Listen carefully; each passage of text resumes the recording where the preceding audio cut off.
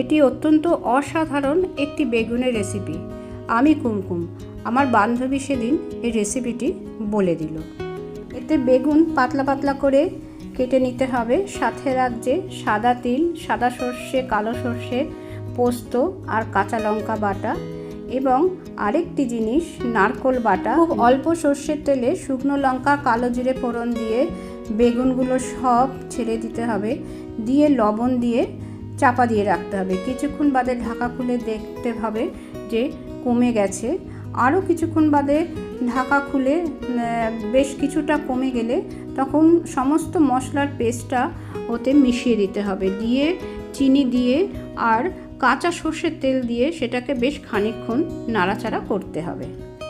এটি তিল বেগুন ভর্তা। রেসিপিটি অসাধারণ, গরম ভাতের সাথে দারুণ জমে যাবে।